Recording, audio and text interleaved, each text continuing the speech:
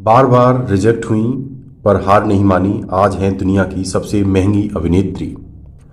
उनका पूरा नाम स्कारलेट इनिग्रिड जोहानसन है। उनकी मां यहूदी और पिता डेनमार्क से थे।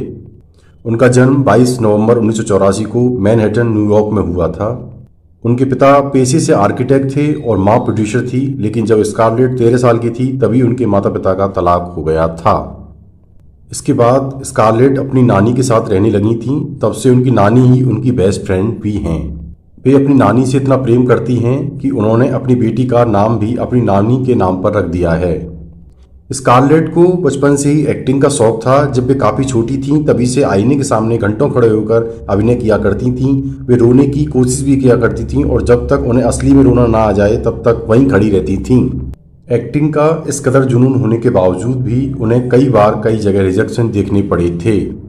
स्कारलेट पहली बार में ही सफल नहीं हो पाई थीं। उन्हें खुद को साबित करने के लिए बार बार कोशिश करनी पड़ी थी।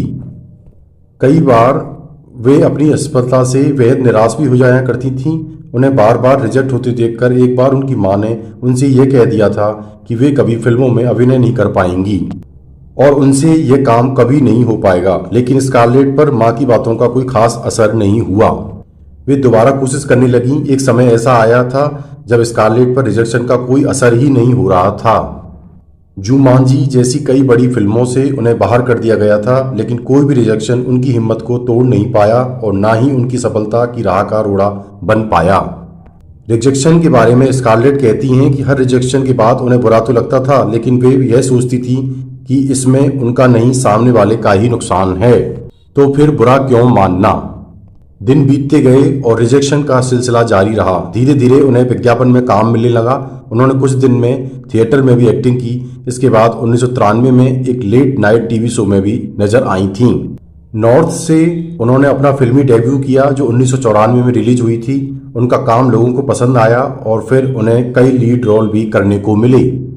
अपने पहले लीड रोल में वे एक प्रेग्नेंट टीनेजर के किरदार में दिखाई दी थीं। फिल्म लास्ट इन ट्रांसलेशन से उन्हें हॉलीवुड में एक नई पहचान मिली और इस समय वो केवल 18 साल की थीं। आलोचकों से इस किरदार के लिए उन्हें खूब तारीफ मिली थी। Girl with the pearl ring में लीड रोल निभाने के लिए ऑडिशन चल रहे थे। स्कारलेट ने इस ऑडिशन में हिस्सा लिया और करीब 150 अभिनेत्रियों को पीछे छोड़ लीड रोल अपने नाम कर लिया। इसके बाद उन्होंने कभी पीछे मुड़कर नहीं देखा। उन्होंने कहा, रिजेक्शन से घबराना नहीं चाहिए, हर बार ज़्यादा मजबूती से आगे बढ़ना चाहिए। बड़े काम करने के लिए उम्र मायने नहीं रखती। अपने शौक को जुनून में बदलिए।